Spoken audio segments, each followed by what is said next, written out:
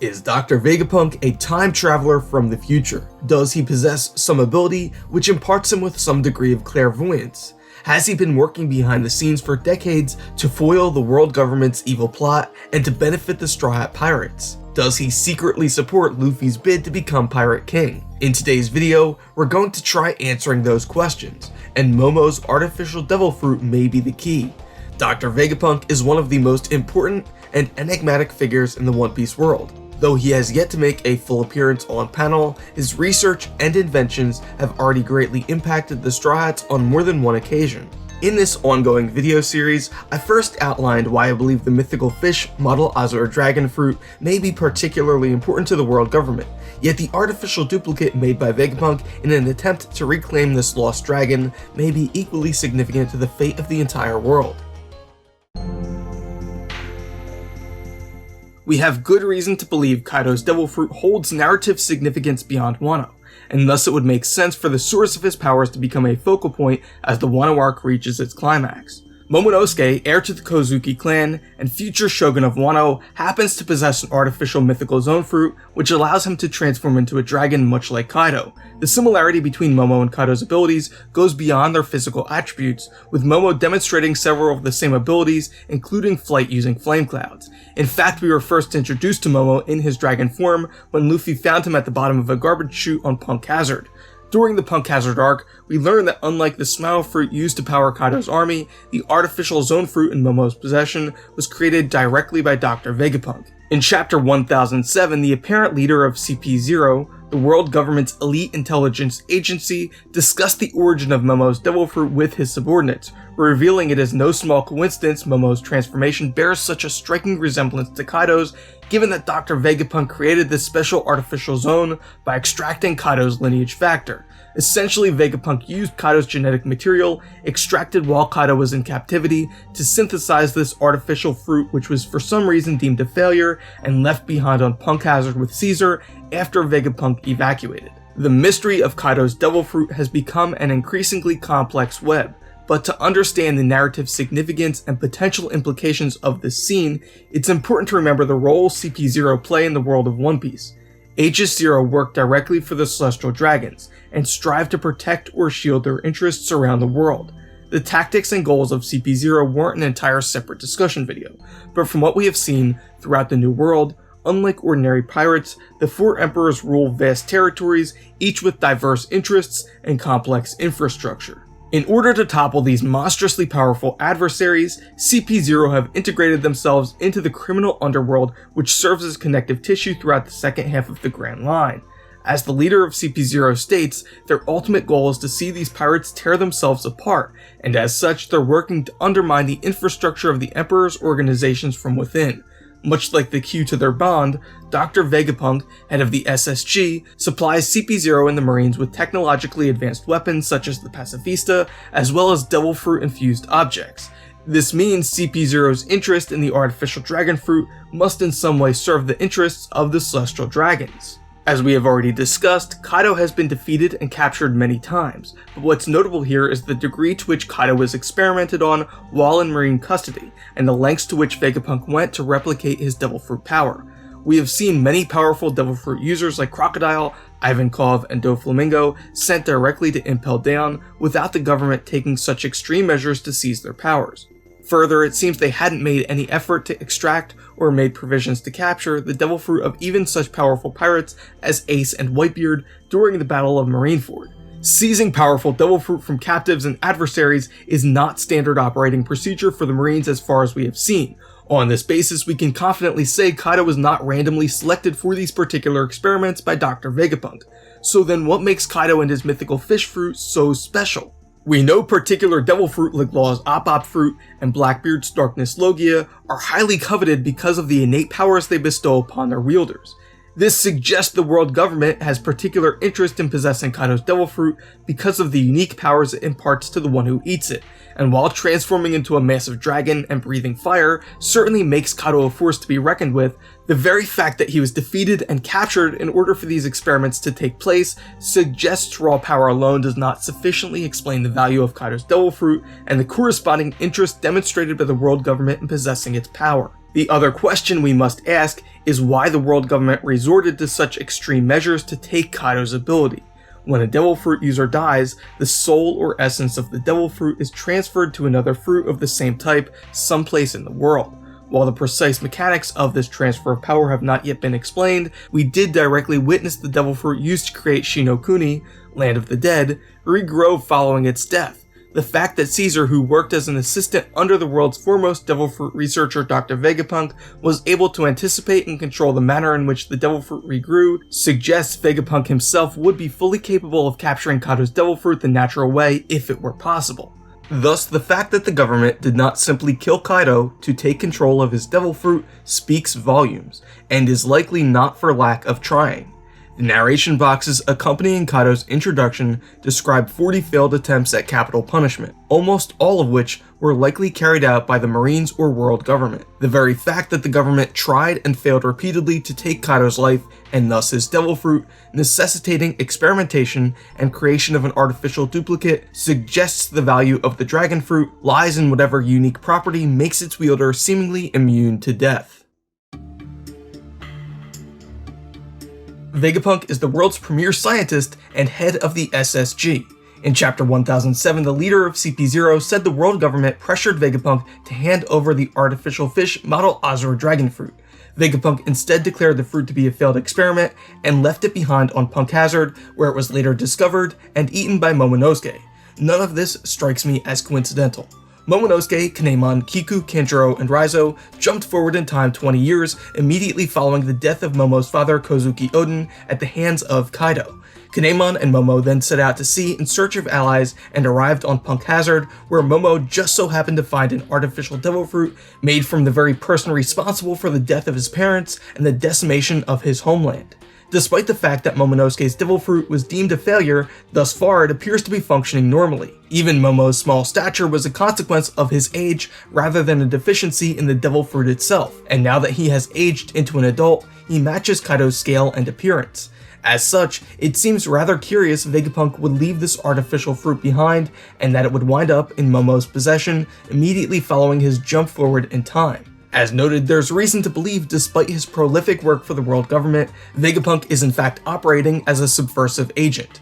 At the very least, Vegapunk's true loyalty is a question which will need to be answered when he and the Straw Hats at last cross paths. The first conversation between the Straw Hats when they set sail for the New World following the 2-year time skip concerned Vegapunk and the provisions he and Kuma arranged to guard the Thousand Sunny until their eventual return. Kuma also protected the Straw Hats on Sabaody from Kizaru, Sentomaru, and the Pacifista, all of whom are in some capacity associated with quote-unquote protecting Dr. Vegapunk, aka forcing him to do what the government wants. We know Vegapunk previously worked independently from the world government alongside Vinsmoke Judge and Queen in a group called MADS. Based on the information presently available, it seems as if Vegapunk's service to the world government is compulsory. We further know Vegapunk has a better moral compass than his research associate Caesar Clown, the one responsible for supplying Kaido's Smile Army with artificial devil fruit. For example, Vegapunk clearly did not see eye to eye with Caesar in regard to the latter's inhumane experimentation on abducted children. He's also regarded as a hero by the people of his homeland, and was working on technology intended to improve their quality of life. The things we know about Vegapunk's character seemingly clash with his making weapons of war for the world government, which makes it even more strange Vegapunk would leave the artificial dragon fruit made from Kaido's lineage factor in Caesar's hands. Oda revealed in the Volume 99 SBS that Vegapunk is years ahead of his contemporaries in the field of devil fruit research, so even failed experiments to replicate a mythical zone fruit could have been potentially dissected and reverse engineered by Caesar. So what if Momonosuke's artificial dragon fruit is not a failure? What if it was a success and Vegapunk intentionally left it behind in a place he knew it would be found by the person for whom it was created? If Vegapunk is covertly working against the government's interests and the mythical fish or dragon fruit is as valuable as CP0 indicate, he would have very good reason to deem it a failure and thus keep it out of their hands. This could also explain his willingness to leave the fruit within Caesar's grasp. If Vegapunk somehow knew or anticipated the fruit would be discovered by Momonosuke, then leaving it on Punk Hazard could be seen as a calculated gamble. Of course, none of this answers the question how and why. How could Vegapunk predict Momo's arrival on Punk Hazard? At this point, your guess is as good as mine. but I will remind you Kuma and perhaps Vegapunk seem to have already devised a plan prior to the crew's defeat at the hands of Kizaru on Sabaody, which potentially suggests some degree of foreknowledge. While how is a bit of a mystery, the term future seems to come up frequently in reference to Dr. Vegapunk.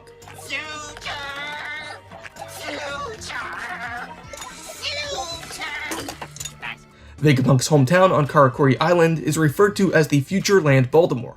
The chapter in which Frankie reveals his new mecha suit developed from Vegapunk's technology is called the General from Futureland. Importantly, Vegapunk's mind or intellect is said to be 500 years ahead of the rest of the world. Given that Wano has already introduced the first time travelers in One Piece, I suspect this terminology could be a deliberate choice on Oda's part to signal Vegapunk's involvement in temporal manipulation or travel of some kind. Great Scott. I know, this is heavy. My personal desire to see Vegapunk take inspiration from Doc Brown in Back to the Future aside, there's certainly already precedent for fairly accurate prophetic predictions in the One Piece world, so there's more than one way to explain Vegapunk anticipating the timing of Momo's arrival on Punk Hazard. In chapter 1044, one of the 5 elders questions whether they made the right choice by sacrificing one of their best agents and enraging Kaido in order to prevent Luffy's awakening. The Karl Marx elder replies that there's a potential future which would make them beg for the negative repercussions they have recently incurred. The use of the term potential future is interesting and potentially revelatory as it suggests they possess some degree of foresight. This is purely speculation, and I may be reading way too much into a single line of dialogue, but perhaps this is where Vegapunk enters the picture. I think this perhaps suggests Vegapunk has the ability to see into the future, which both informs the world government's leaders and motivates his actions. Perhaps Vegapunk's intellect is quite literally from centuries in the future. Perhaps his miraculous inventions and discoveries in part arise from his ability to peer or shift his consciousness forward through time. If this assertion is correct, perhaps Vegapunk's clairvoyance is less certain or defined than the prophetic predictions made by those like Charlie and is more like a probability cloud. Think Doctor Strange in Avengers Infinity War, predicting the probability of a particular outcome. Forward in time, to view alternate futures, to see all the possible outcomes of the coming conflict. Vegapunk isn't a prophet like Charlie, but he can see the futures, and many possible futures there are. Difficult to see. Always in motion is the future. I'm assuming a lot here, but perhaps Vegapunk's true goal is to avert the darkest timeline. Maybe he's trying to prevent a particular dystopian endgame scenario. Now, if you'll indulge my idle speculation for one more moment, I believe the 20 Kings likely banded together with noble intent, but were manipulated by Lord Emu and thus are now entrapped by an 8 centuries old Faustian bargain. The elders seem to be primarily concerned with maintaining a balance of power. They seem to view the world government as an apparatus to maintain this balance and are willing to suffer the existence of piracy as long as the actions of the key players can be at the very least anticipated and neutralized, if not controlled entirely. Prior to the rise of the worst generation, the emperors, warlords, and marines had been locked in an intractable stalemate, but the past 2 years have become increasingly turbulent.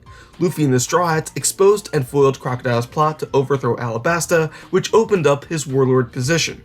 Blackbeard then saw an opportunity and turned over Ace, incurring Whitebeard's wrath and triggering the Battle of Marineford, all so that he could amass power for himself and begin his climb to the top. Law, Kid, and others also made waves as they worked their way through Paradise, and now the worst generation has completely destabilized the new world. Luffy and Law irreversibly broke the gears of power. All of which is to say the old order is rapidly crumbling, and the elders are trying desperately to weld together again the failing elements. While this could be explained by their own selfish desire to remain in their lofty perch in the Holy Land, I think more fundamentally this speaks to their fear of Lord Emu. They don't want to risk angering the world's secret king. The elders aren't pursuing further conquest, at least for the time being. Above all else, they want stability, predictability, and Luffy's power is the antithesis of predictability. He's referred to as a dangerous variable, and that's exactly why the government is so afraid of his power awakening. Simply put, it's chaos theory, or the butterfly effect. small disturbances or variations in complex systems are amplified over time to produce completely unpredictable results. A butterfly flaps its wings on one side of the world, causing a hurricane on the other.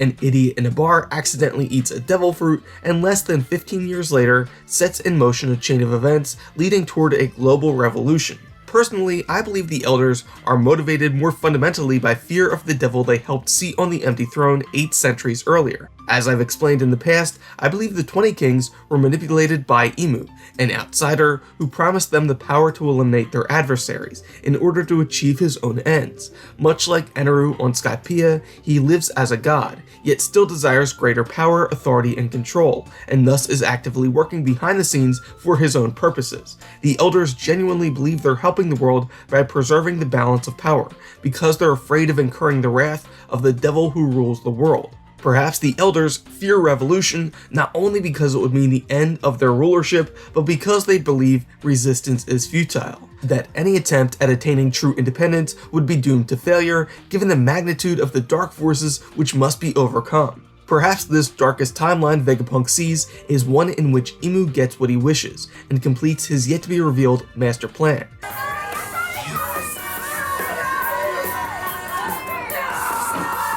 A terrible dystopian future which Vegapunk and the elders are trying to avert. Although the elders believe Luffy's awakening introduces a chaotic variable in their otherwise perfectly deterministic, controllable system, perhaps Vegapunk feels or even knows differently. It's all an illusion. When we have control again. You never had control, that's the illusion. It's interesting to note that Oda's concept sketch of the crew from a point 2 years prior to the start of publication included a botanist among the Straw Hat Pirates. Given Vegapunk's significance in researching Devil Fruit, I have to wonder if perhaps he absorbed whatever role and dream Oda had planned for this unnamed lost Straw Hat. On that note, given Vegapunk's role in perhaps working as a behind-the-scenes benefactor for the Straw Hat Pirates, I have to ask, is it too soon to wonder if he could potentially become a member of the crew in the future? Or maybe we should wait until after his face has been revealed before making any such predictions or getting into debates regarding Straw Hat Vegapunk. Plus, I've already placed my bets on Smoker, Carrot, and Vivi, so I don't want to back too many horses in this race simultaneously. The specifics aren't really particularly important to this theory, but if Vegapunk somehow has knowledge of or can see into the future, then perhaps it was by his design the artificial dragon fruit was created from Kaido's and left where it would be found by Momonosuke. We don't yet understand the role Momo is meant to play in bringing the new dawn, but I believe his possessing the mythical fish model Azure dragon fruit will be necessary in some way, potentially in defeating Kaido. We know Wano is special and that its borders need to be open for Joy Boy's return. Though the reason remains unclear, the outcome of this war to liberate Wano will impact the fate of the entire world, and thus Vegapunk may have deemed his deceptive tactics to deliver this mythical fish fruit into Momo's hands to be of the utmost imperative, and worth jeopardizing his role undercover working for the world government. That's all for this video. Thank you for watching. If you like this video, please leave a like. If you want to be notified when future videos, including the next part of this video series, are released, please consider subscribing and remember to hit the bell icon to turn on notifications. It really helps this channel grow and I really appreciate your support. But most important, I'd love to hear your thoughts. Make sure you let me know your thoughts down in the comments.